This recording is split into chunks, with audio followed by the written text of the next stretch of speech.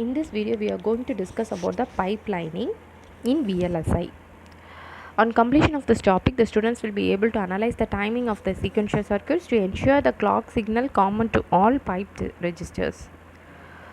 So first we are going to see about the piping and approach to optimize the sequential circuits. So piping is a popular design technique that is used to accelerate the operation of the data paths in the digital processors, and also here this piping is mainly used to optimize the sequential circuits. Main goal is to compute this log a minus b, where a and b represents a stream of numbers.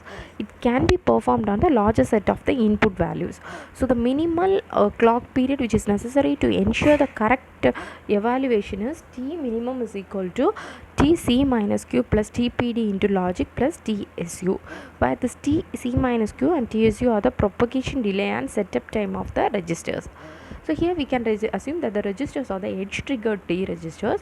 Here this TPD and logic stands for the worst case delay, that is which consists of the adders, absolute value and the logarithm function. And also when you assume the logic module that is equal to the propagation delay, it is active for 1/3 of the clock period only when if this delay of the register is ignored. So for example, if the adder unit is active, means then the third of the period remains same. So this does its no useful computation during the other 2/3 of the period. And also pipelining is the technique to improve the resource utilization and increase the functional throughput. When we introduce the registers between the logic blocks, this causes the computation for one set of the input to spread over the number of clock periods, and also this appears that clock period has to be performed in the computations of the next area. So this can be done in an assembly line, hence we call it as pipelining. So here you can see the clock period for adder, absolute value and the logarithm. In the case of a plus b1, no absolute value and algorithm. A2 plus b2, he will be considering the previous value, that is a plus b1. Next a plus a3 means the previous value a2 plus b2, since it is assumed in a assembly line. This effectively reduces the value of the minimum clock period, so that we can write it as t minimum pipe is equal to tc minus q plus maximum of tpd t add tpd absolute plus tpd logarithm. Hence we can see the difference between the latch versus the register based pipelines. So this can be constructed using the level sensitive latches instead of the edge triggered registers. So first we are considering a pipeline circuit. This pipeline system is assumed it is implemented based on the pass transistor based on both positive as well as negative latches. It gives significantly more flexibility in implementing a pipeline system, and also it offers a higher performance when the clock and clock bar are non-overlapping.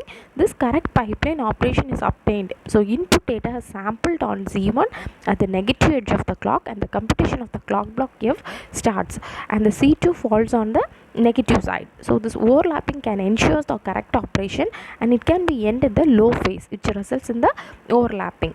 So whenever this overlap exists between the clock and the clock bar, the next input is already being applied to F, and it goes to the next delay, that it is before the clock bar goes low. So in this times the race becomes between the previous input and the current time, which value wins depends upon the logic function, the overlap time and the value of the inputs. And next we can see about the NORA CMOS. This latch based pipeline circuit is also implemented using the CMOS circuits. So this operation is similar to the above circuits. It is the race free for all the logic functions between the latches and non-inverting. The main reason is similar to the argument that is made on the construction of CMOS register. During this overlapping between the clock and the clock bar, it purely simplify the pull-up networks, and also it can raise up from one stage to another stage as shown in this diagram. And the NORA-MOS logic style of the pipeline is based on the concept. A logic style called NORA-MOS CMOS was convinced. It combines with the NORA dynamic function logic function blocks. So each module consists of the block of the combination logic, and it can be a mixture of static and dynamic logic. It clocked in such a way that both are simultaneously pre-charged. So here you can see the pull down network and the pull up network. So this can be analyzed in the form of overlapping of example of the NORA CMOS modules, and the design rules are given here. When clock is equal to 0, it is pre-charged, and clock equal to 1, it is evaluate.